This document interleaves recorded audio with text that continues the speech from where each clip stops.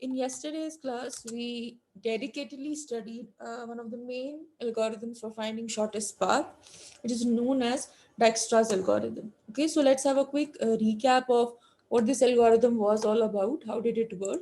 Right. So first of all, what is Dijkstra's algorithm used for? Yes, let's have a recap.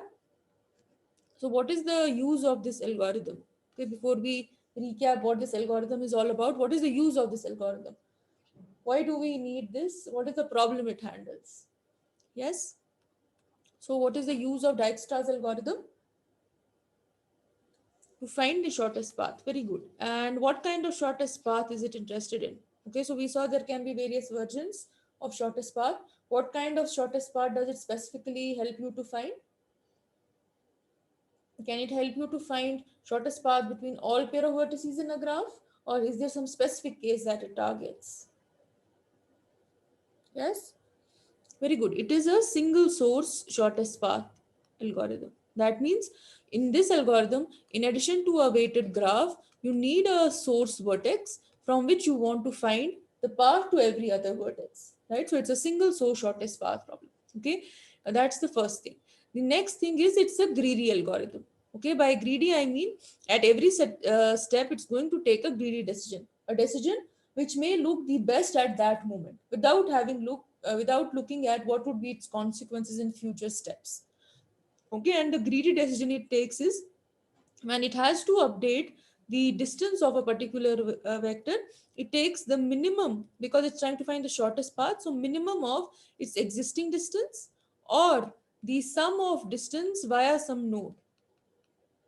Okay, that is the distance of that node plus the cost of edge connecting the two nodes. So it takes the minimum of the two, which means it's a greedy decision. Right. Now, how does this algorithm work? Okay, let's just quickly revisit that. So if you look at Dijkstra's algorithm, as we already said, the input, there are two inputs, the weighted graph G and a source vertex A from which you want to find the path to every other vertex. Okay, so in this pseudocode, L is the distance vector. So what you do, you in the beginning, you initialize the distance of all the nodes which are not the direct neighbors to in fact, in the first step itself, you initialize everything to infinity except the distance of the source node with itself is 0 and the set visited set is 5. Nobody has been visited yet. Right after that, what you do, while all the nodes have not been yet visited, okay, if z is not equal to s, that means till all the nodes in the graph have not been visited, what you do, you choose a node from this vector L, okay, which has the minimum LU value, minimum distance value, okay, and you add this U vertex to the visited set. Okay, so whatever is the existing visited set, you take a union with this new element U which has been visited now. Okay, after that, what you do, for all the neighbors of you apply this formula and see whether their distance is going to be updated or not. Okay, the only time it's their distance is going to be updated is if this distance is less than their distance. That's what we check here. Okay, and we keep on doing it till our all the vertices in the graph have been visited. Okay, so this was the main idea of Dijkstra's algorithm. Okay, so the key thing here is this greedy step wherein you update the cost or the distance of your neighbors.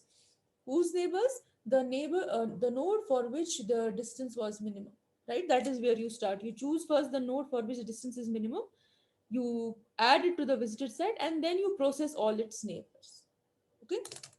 Any questions from the Dijkstra's algorithm? Yes, class. Any questions from this algorithm?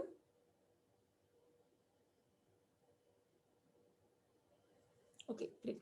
So after that, we concluded our shortest part discussion by looking at various other algorithms, at least the names of different algorithms and what do they provide. Okay.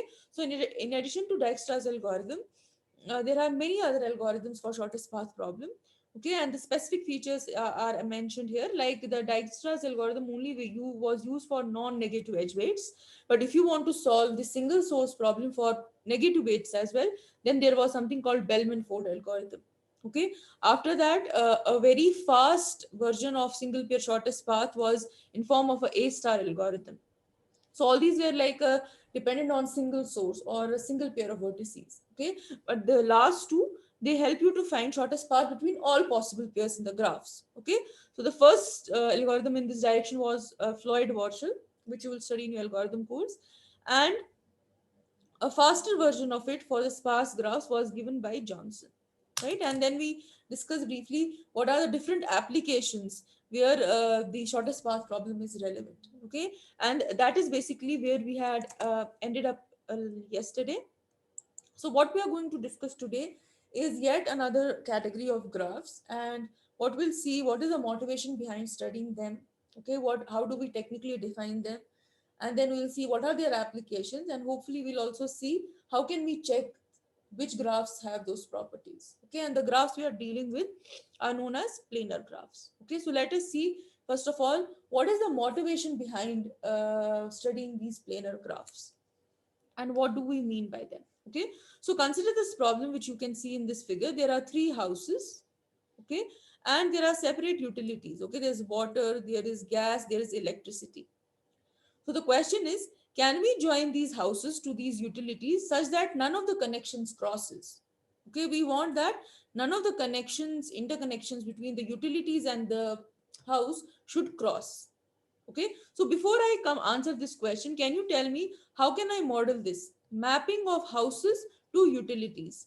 Can I do it using normal graph, or is there some specific graph by which I can model this kind of a setting? I'm not asking about these questions of not crossing, just a simple question. I have three houses which have nothing to do with each other, and I have three utilities which have nothing to do with each other. But what I want, houses should be mapped to utilities. So, what is the special kind of graph which can model this scenario from whatever you have studied so far in this module?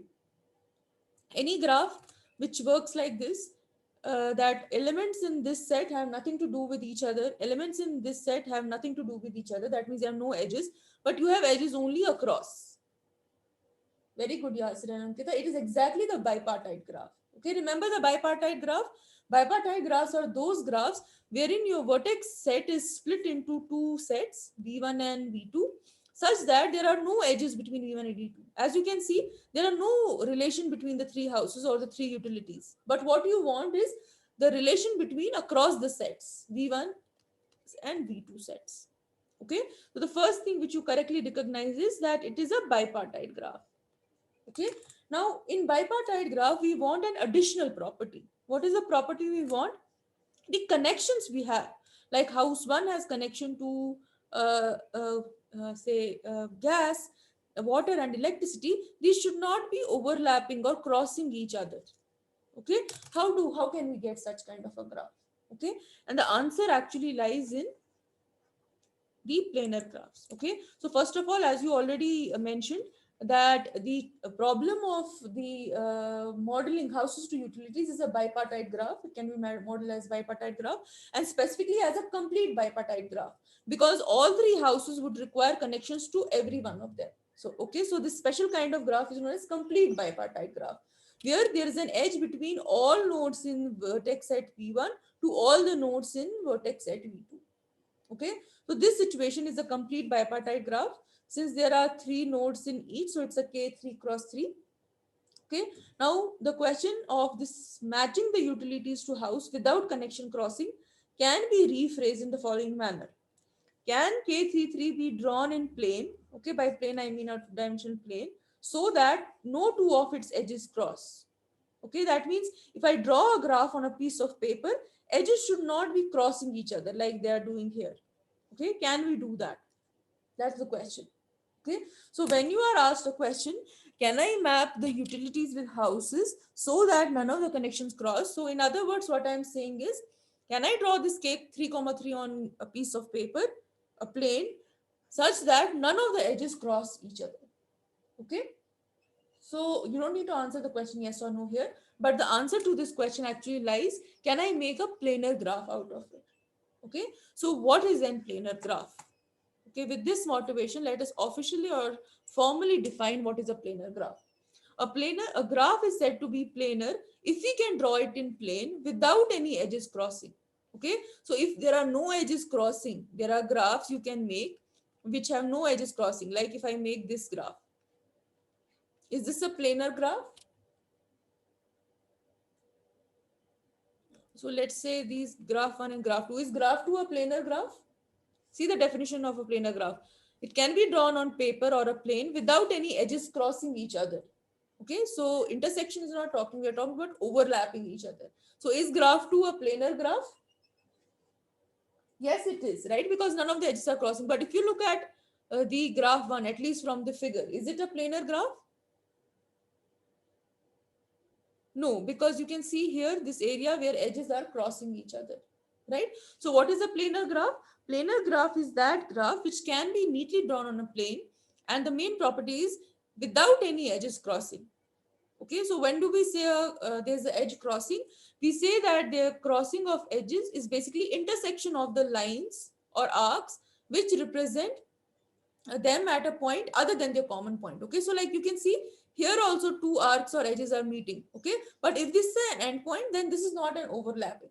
Overlapping means two edges crossing each other without an endpoint. So you can see the endpoint of the edges are these four dots. Okay, but the two lines are meeting at a point which is not an endpoint. So such kind of intersections are known as the crossings.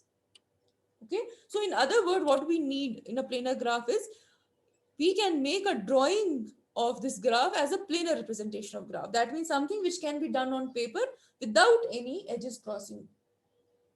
Okay, so a graph, usually when you visually see it, it will be a planar graph. If you draw the crossings, it may be possible that, like suppose I draw a graph. I'll just show you an example. Sometimes visually what may be possible is that you may find that some graph is a non-planar graph because the edges are overlapping. Okay, but it's a possibility that you can draw the same graph in some other orientation with the same edges and the vertices, but in some other manner, such that it's not a non-planar graph. Okay, such that there are no ways without crossings. Okay, and I'll illustrate you this point. But first of all, is the concept of planar graphs clear? What is a planar graph?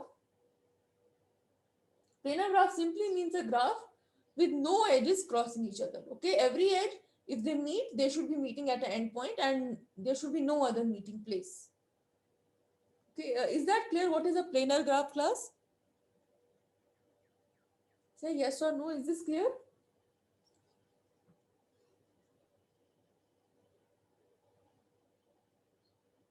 Okay, great. So, so planar graph is that graph which can be drawn on plane without any edges. Okay. Now, what I want to highlight in the second point, which I will illustrate with examples, is that sometimes it is very deceptive. Okay. Like you can see what kind of graph is this? It's a K4 or a complete graph on four vertices. If you remember the notation, K denotes a complete graph and 4 denotes it's on four vertices. So if you look at complete graph on four vertices, at least this image which you see on the screen, is it planar? Based on the definition you have just studied, does it look planar from this figure? Yes or no? From the figure you see on screen and the definition you have studied, does it look planar? No, right? Because we can clearly see there's edge crossing because the two edges are meeting at a point which is not an endpoint. Okay, but what I'm trying to highlight in the second point is sometimes the the graphical representation of a graph can be deceptive. What I mean by deceptive, that it may be possible to rearrange the same figure and same number of edges in a different way such that the resulting diagram is planar. Can anyone tell me how can I make this diagram planar? Okay, so this part is already planar. Okay, and now what I need, I just need to reorient these edges such that they are still between the same vertices but they're not crossing each other. Can you suggest me some manner?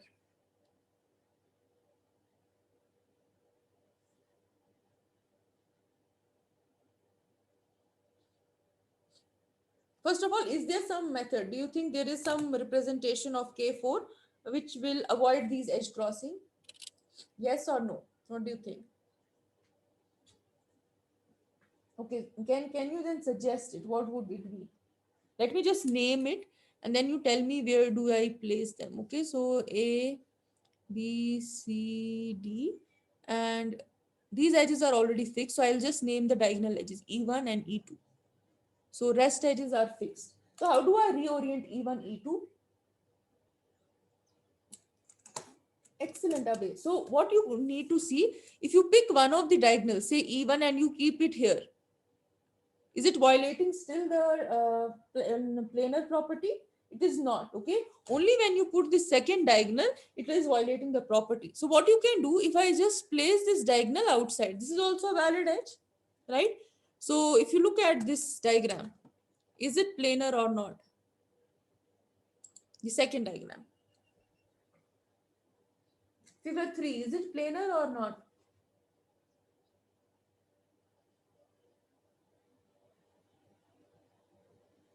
Yes, class, is this planar or not? Figure 3. It is, right? Because technically there's no edge crossing. And you can see both of them are K4. That is what I wanted to highlight in this second point. That is, if I have a graph which looks like a non-planar graph because there's an edge crossing, there is a possibility. It's not always true, but there is a possibility that there could be a way by which you can draw it differently without edge crossings, as you can see in K4. Okay. Similarly, let's see another example. This is Q3. What is Q3 graph? Anyone recalls what is a Q? What does Q represent? And what is 3 represent in this? So in previous example, K represented complete graph and the number next to it represented how many vertices are there for this complete graph. What does Q3 represent? Anyone recalls? Yes, what does Q3 represent, class?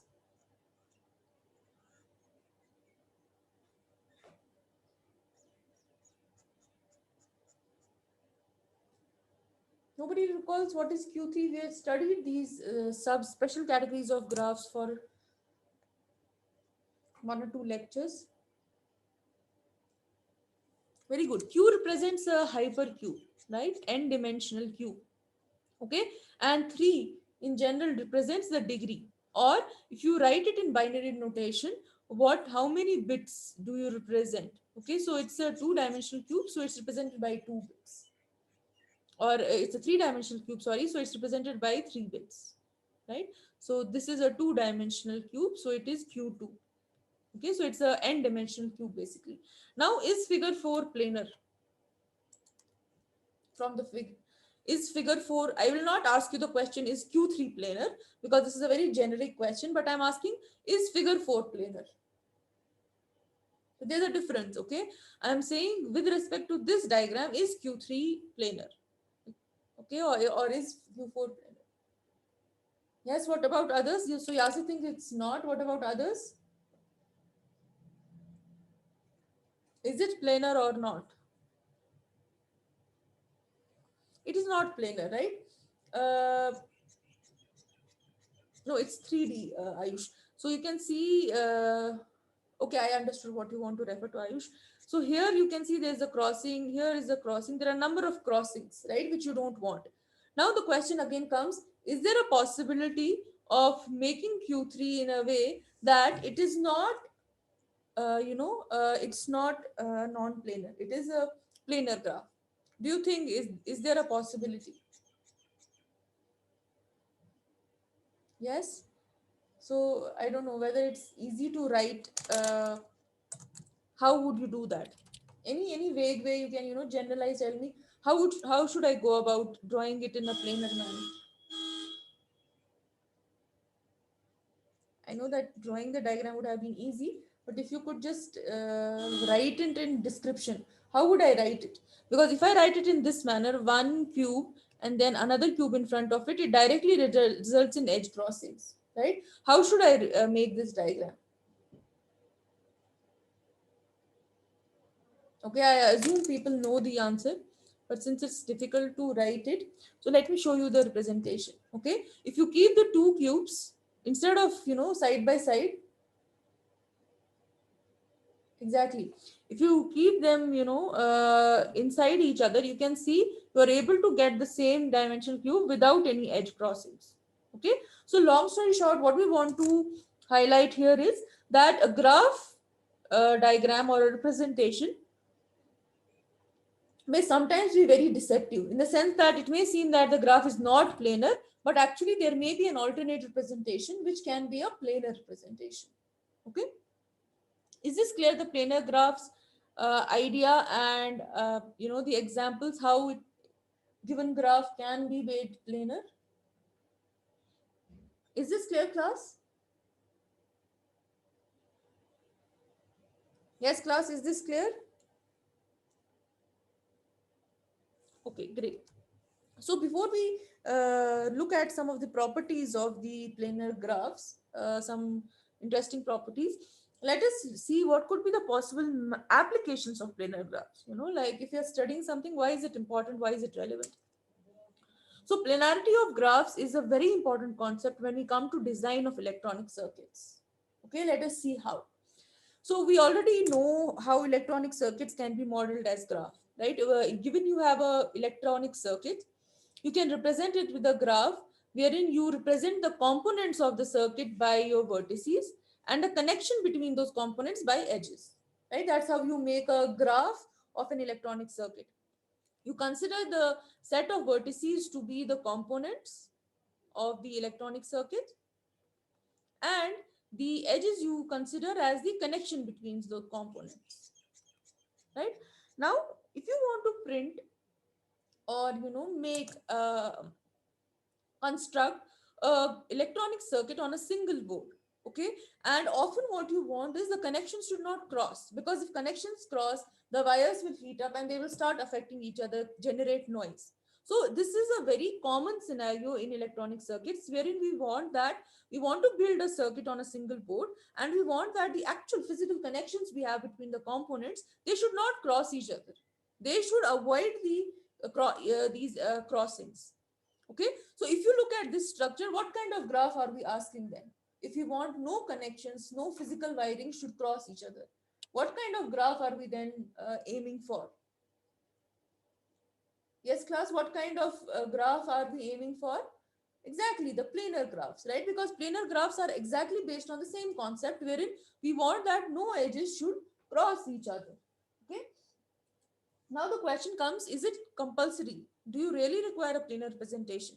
A lot of electronic designers, they, if the graph is not planar, they need to turn to more expensive options. Okay, like I can give you an example, practical example from the design of processor chips. So in processor chips, a lot of times what they end up is, if they're not able to find a planar representation, they use some specific joints. Okay, they're like underpasses and overpasses through which like two wires will be crossing each other, but they will try to keep them above or below each other and keep some distance so that the noise and other things won't affect, right? But you can see, when you are trying to put these extra devices, joints or something, you are adding on to the cost, right?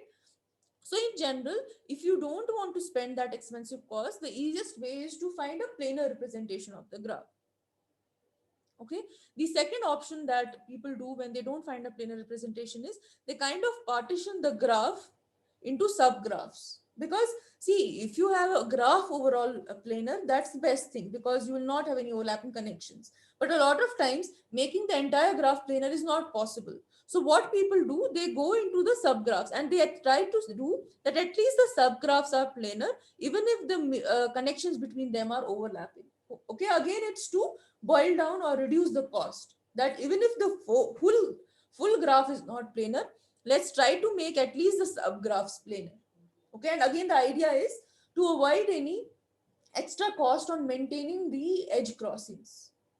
Okay, is everyone able to relate how design of electronic circuits can demand a planar graph? Yes, class, is this clear? How design electronic circuit design can require planar graphs? Class here, yes or no? Is this clear? Okay, great. Now let us move to another example, and I'm just limiting it to two or three examples, but there are a lot of other applications as well. Okay, so planarity of graphs, another important area is in design of road networks. Okay, so when do we consider a road networks? What are the, if I model a road network by a graph, can you tell me what is the set of vertices for a road network graph? Now we have been discussing it, throughout these lecture modules. So now you should be well versed with it. So what would be the set of vertices for the road network if we model that as a graph? Very good. These cities or the destinations, right, which are connected by roads. And what do we have as the edges? The roads or the highways connecting them. Excellent. Okay, so if I have to design a road network, as you correctly pointed out, what I need is the vertices should be representing the cities or destinations, and edges, the roads or highways connecting them. Okay, now tell me, if I want to find a planar graph for the given graph, what would it mean in terms of road network? What kind of graph, what I am trying to look for? If I am asking the reverse question. In the previous slide, I asked you, I have this scenario wherein I want a graph wherein there are no overlapping connections, so you suggested that the graph should be planar. Okay, now here I am asking you the reverse question. Suppose I tell you I am going to use planar graph representation for design of road networks, then what am I actually looking for in road network? कैसा road network चाहिए मुझे? What I am trying to look for, what I am avoiding? Exactly. What I want to do is very good, that I want to reduce the road crossings. Okay, now forget about being a computer science engineer and all this. Now, why is it important to reduce the road crossings? As a designer, uh, suppose you are a city planner, why would you like to reduce road crossings? Do you think it's important? I'm just trying to motivate you know the practical application. It's important, right? Because you can see a lot of things. Uh, right from the accidents, right? The majority of accidents occur at the road crossings. If you try to look at the traffic jams, right? Traffic jams also occur at the road crossings. So to avoid traffic jams, then you need to install, traffic lights. You need to keep policemen also there. So that means the cost is also there. So you can see how important are the road crossings. So if you want to be a really good city planner, you would always like to avoid road crossings, right? And that way, what you would like to do, you will try to build this road network without any, road crossings, underpasses or overpasses. Okay, and if you see, what does that boil down to? It boils down to the question that can we have a planar graph, okay, in the road network such that these road crossings are avoided. So you can see that you can never have a planar graph for the entire road network. It's not really possible. It's very hard to find the entire road network to be a planar graph. Then in such scenarios, what would you try to find out? Do you understand the question? What I'm saying is, pura road network you cannot, plan to make a planar graph, because that would mean there's not a single road crossing or a underpass or overpass. So in such scenarios, what would you ideally be looking at?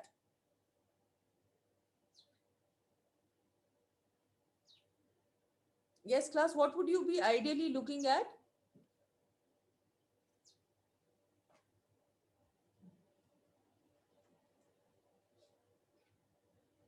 No, minimize crossings is fine, but if you cannot make the entire graph of road network planar, how should you then handle this problem? The entire graph G, which represents your road network, suppose you are not able to make it planar, that means, there will be some edge crossing somewhere. Then what should be your second action?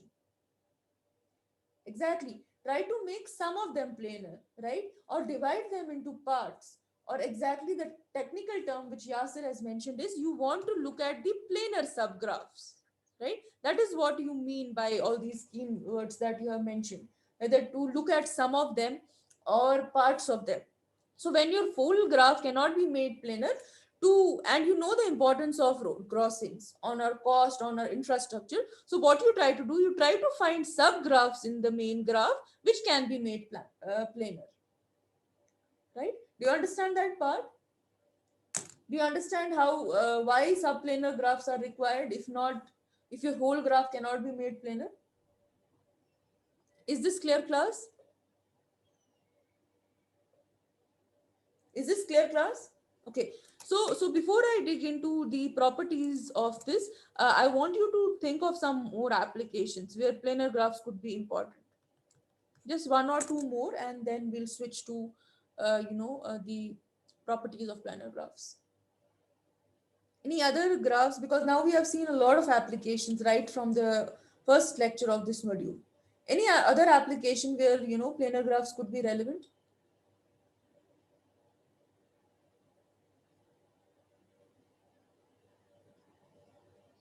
There's a very important application which comes to my mind, but I want to see, like, can you pick it up? What could be the possible applications other than electronic circuitry or road networks?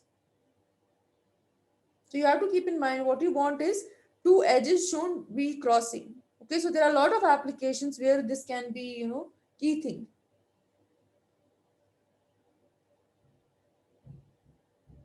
Okay, let me give you a hint for one application, and then you can keep on thinking others. What about airline networks? Is there a scope of where we may require a planar? Exactly. Okay. Right. If you model your airline network, so you have cities, okay, and the edge models the path that a particular plane but takes at a particular time. Okay, so you would never want two planes to cross their roads at same time, right? So in that scenario, it would you would require a planar graph. Okay, but remember that you time is also important here. Okay, so the edges also are also time defined. Okay, so suppose there's an edge at a particular time between, if you capture the entire airline network for a given time interval, say for 1 hour, okay, and you model the edges as the route taken by aeroplanes, then you would always prefer that there should be no edge crossings, because that would mean that the two planes coming across the different destinations could collide. Very good. Any other example? One more example.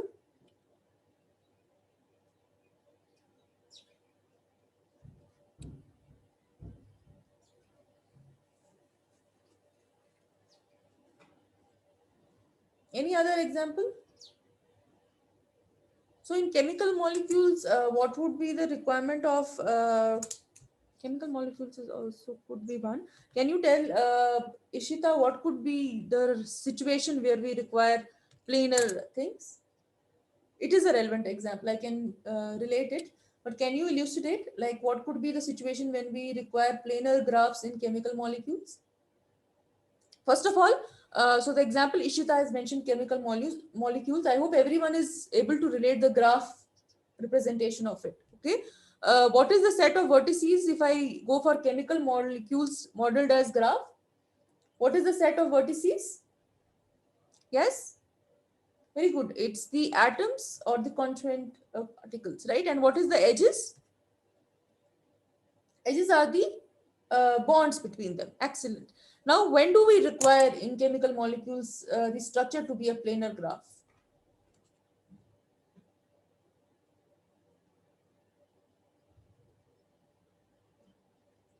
No, I don't know if you remember from your chemistry lectures. So there are a lot of molecules which we require to be planar. Okay, when we had to study isomers and so on, right? So there, if you want to find structural isomers of a particular, chemical compound, their planar graphs could be important, right? Wherein you didn't want the bonds to kind of affect each other, okay? And you wanted, so I don't know if you remember that, the mirror images that we studied in chemical molecules. If a particular isomer was a mirror image of other, so there we try to avoid any bonds which were, crossing each other. Okay, so that could be a possible application. Anything else? And then I'll move to the properties. Anything else that can come to anyone's mind which could be related? So I guess you all have a fair idea, like, whatever you're studying, it's not useless. Okay, it's applicable to wide variety of things. Okay, and as I had mentioned in the, I think the first lecture of this course itself, this course is more of, it's an introductory session to all different kinds of areas. Okay, so even if when you move to higher semesters and then you graduate, you'll see the wide applicability of computer science. Okay, it's because the tools and techniques you study in this course and then multiple other courses, they have their diverse application in different areas. Okay, that's why you will see that if you look at very top researchers in the field of data analytics and all, they all worked in computational biology, so on and so forth, because of this applicability, right? So good. So you have an idea of how to model the applications for graphs. But now let us move a little bit ahead and try to see some of the properties of these planar graphs. Okay. So if you look at a planar representation of a graph, what it actually does, it splits the graph, the plane on which you have drawn the graph into regions. Okay.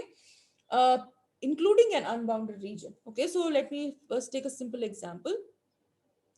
So if you look at this graph, okay, any planar graph splits the plane. The plane is this screen that you see or the paper on which we are drawing it into regions.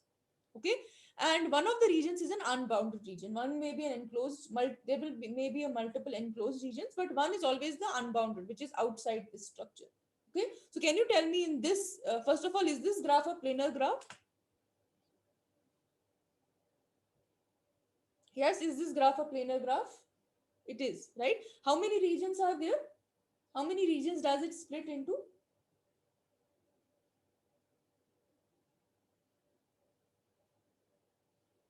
How many regions does this planar graph split it into? Two, right? The inside region one, this is one fold region, and the outside.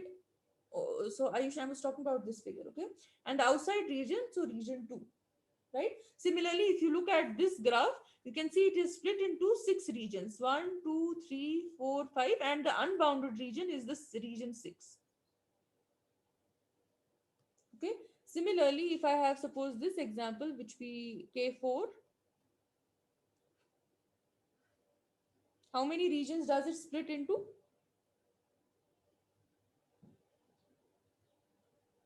Four regions, right? You have R1, R2, R3, and the unbounded region R4, right? So what Euler did, Euler kind of was curious, like if this graph is splitting them into various regions, how can I, what properties do I know of this graph? Okay.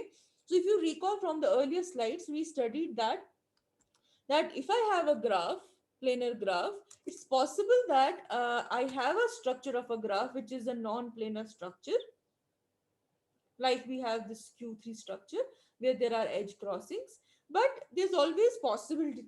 Okay, it's not a complete possibility, but there's always some probability and some possibility that I could draw this structure into planar also.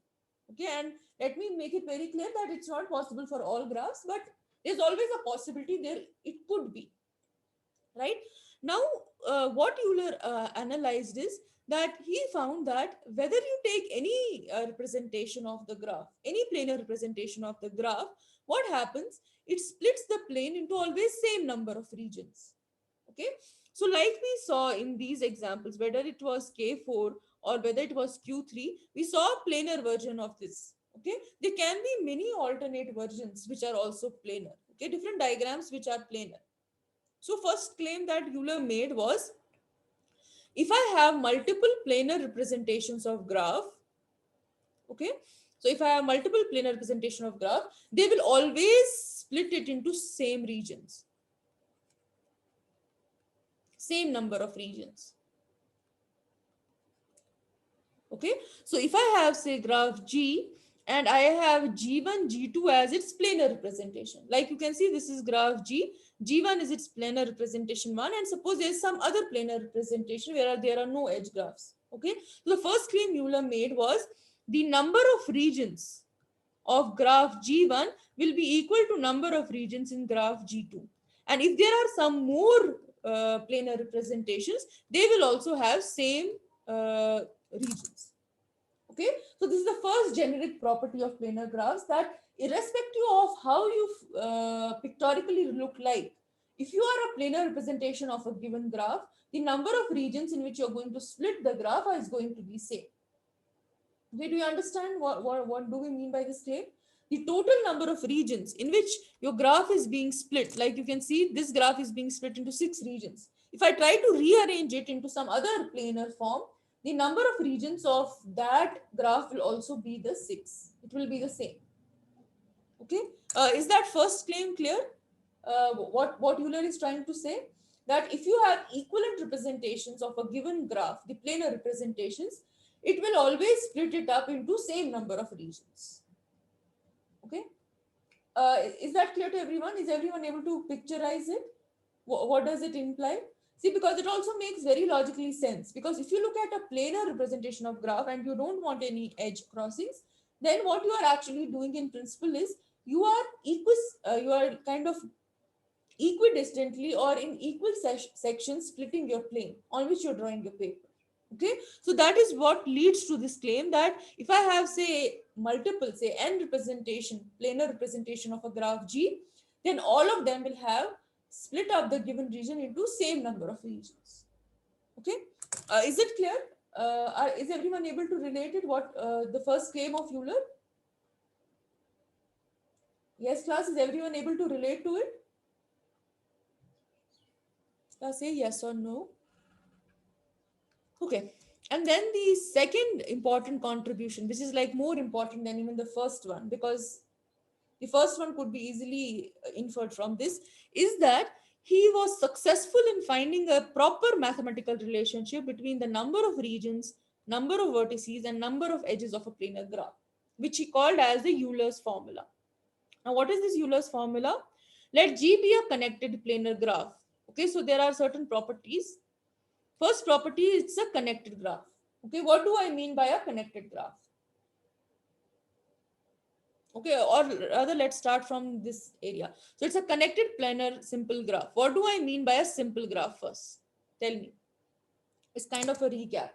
What do we mean when I say a graph is a simple graph?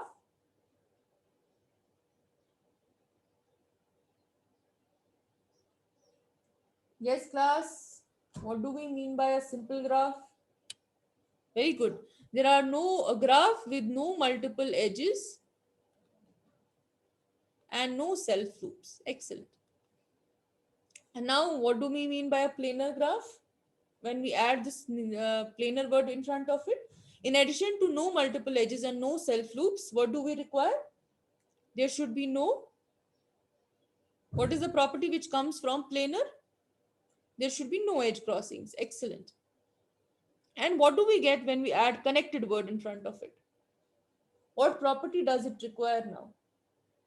No multiple edges, no self loops, no edge crossings. And what does connected word bring with itself? Yes, class, what does connected word bring with itself? What are the properties when I say the graph should be connected?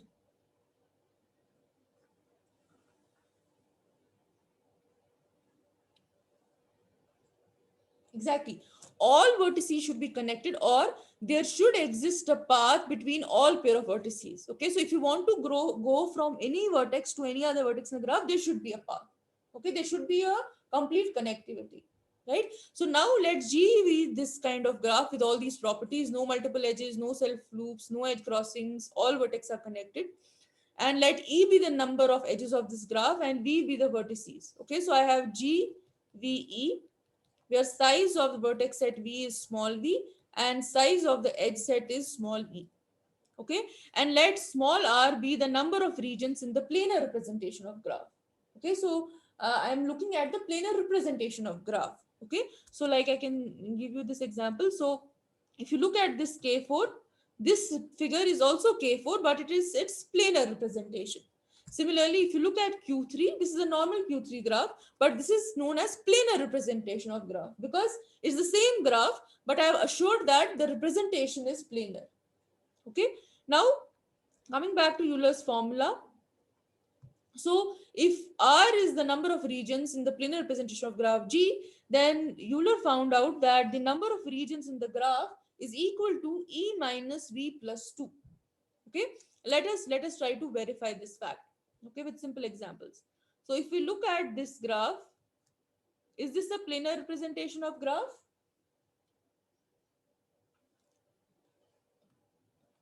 Is this a planar representation of graph, class? Yes, it is, right? And how many regions does it have? It has two, the enclosed region and an unbound region. Okay, let's see if it satisfies the formula. R is equal to E minus V plus 2. How many edges do we have in this graph? 4. And how many vertices? They are also 4. Right? So we have two regions. Right? Now, similarly, let's look at the other example.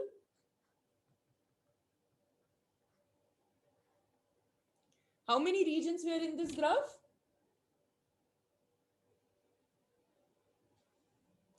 How many regions in this planar? There are four, right? R1, R2, R3, and R4. Okay, let's verify it.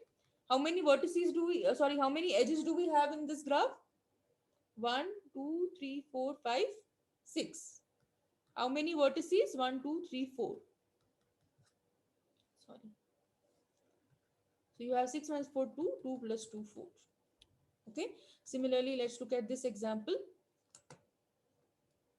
So there are 6 regions, but let's verify it. How many edges are there in this graph? So you have 1, 2, 3, 4, 5, 6, 7, 8, 9, 10, and 11. Right? So there are 11 edges. How many vertices are there? You have 1, 2, 3, 4, 5, 6, 7. Okay, so 11 minus 7, 4 plus 2, 6. Okay. So there's a proper proof of how to find this formula. Okay, but I think for this course, this is sufficient. That how do you find the number of regions in planar representation? If your graph is connected and it's a simple graph, then you can directly use this formula, E minus V plus 2. Okay, is this formula clear to everyone? Euler's formula?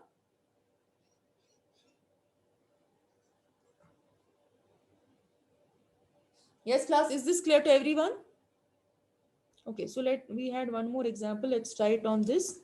Okay, so this is a planar representation of graph. Okay, so let's use the same formula to find out how many regions are there. So how many edges are in this graph?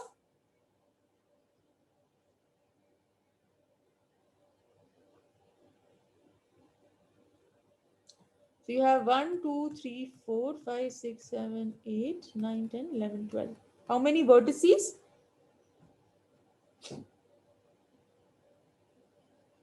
You have 8 vertices and 2. Okay, so you have 4 plus 2, 6. Okay, let's verify if there are 6. You have R1, R2, R3, R4, R5, and the unbounded region R6. Okay.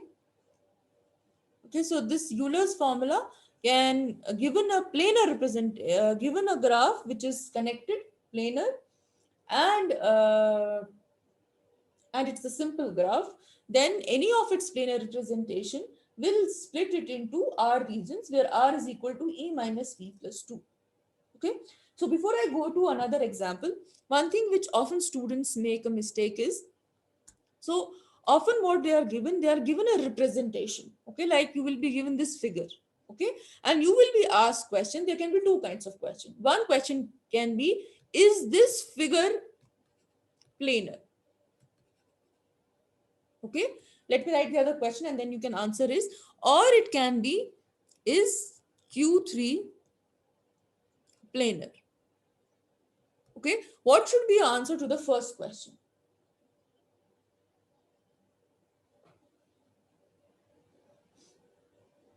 The answer should be no, because it's referring specifically to this pictorial representation, and you can see clearly from the pictorial representation it's not planar because there are edge crossings, right? But if you look at the question, is Q3 planar? Okay, so when we say a graph is planar, it does not necessarily mean a given representation. It means, does there exist any planar representation? Okay, if you have any graph, and even if you have one planar representation of that graph is called a planar graph. Okay, so if somebody asks you is Q3 planar, just by looking at this figure, you cannot say a yes or no. Yes, you cannot say a no.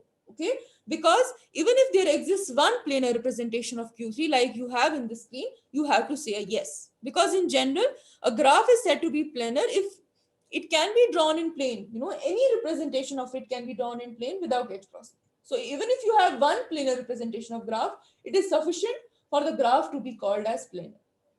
Okay, is this difference clear? The answer to the two questions. So if somebody asks vis-a-vis a specific figure, you can just inspect and see if there are edge crossings and declare whether it's a planar or not. But if somebody is asking you in general about a graph type, then you can say a yes anytime, even if there is a single representation of it.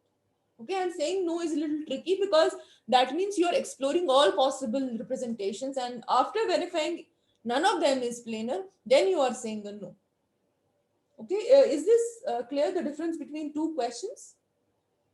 Students often make this mistake. Okay, so please keep a note of this. Is this clear? I'll just end up the discussion on planar graphs. Is this clear to everyone? Okay, great.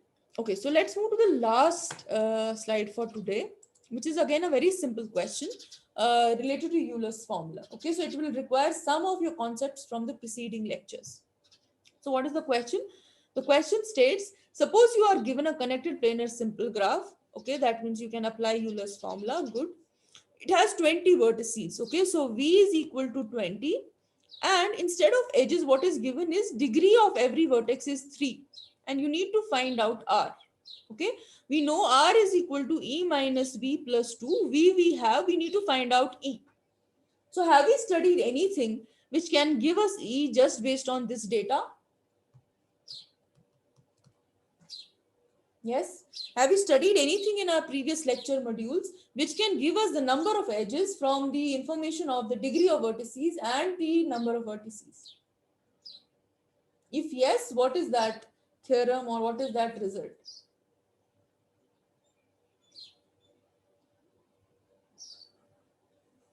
Yes, class?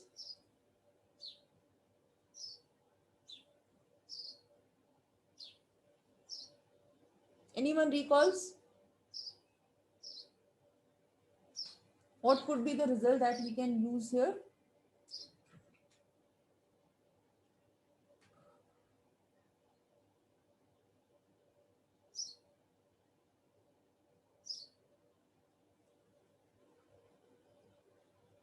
Yes, class? Yes, what is this result, Ayush? The handshaking lemma. Remember the handshaking lemma? It's a very popular result in your graph theory. You should not forget it. What is handshaking lemma? The sum of degrees of all the vertices in graph. What is it equal to? I hope now you should recall it, right? What is sum of degrees equal to? Sum of degrees in any graph, okay, whether it's your any form of graph, what is it equal to? Whether it's simple or any form of pseudo or any graph. What is sum of degrees equal to? If I sum all the degree vertices, what is it equal to? Ayush has written in one form already on the screen. Yes, class? What is sum of degrees equal to? Twice the number of edges. Okay, whatever, always remember this. This is like a standard result in graph theory, which you should definitely always, kind of remember. That if you sum all the degrees of the vertices, and we have also seen its proof, okay, it's always equal to twice the number of edges. Okay, so sum of degrees basically is what Abe Ayush is D into V. Okay, but why you cannot uniformly take a D? Because different nodes can have different degrees. So it's actually D1, D2, and so on. Right now, in this case, but since the question says each vertex has degree 3, so what is the sum of degree of vertices?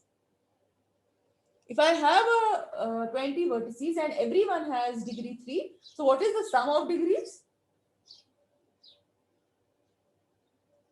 Yes, class, what is the sum of degrees? 60, right? Because every vertex has degree 3 and there are 20 of them. Okay, so the answer is 60. Okay, so now can you find out what is E? And then can you find out what is R? Yes, class. So what is E? So E is 30. And then what is R?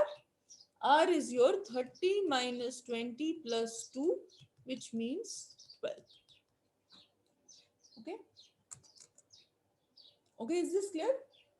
So it's just a combination of two popular results in the graph theory.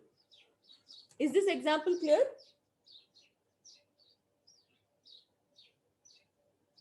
Yes, class, is this example clear? This result we had seen like a couple of lectures back. Okay, and this is Euler's formula. All right, so I'll stop there. And from tomorrow, we're going to start the graph coloring. Any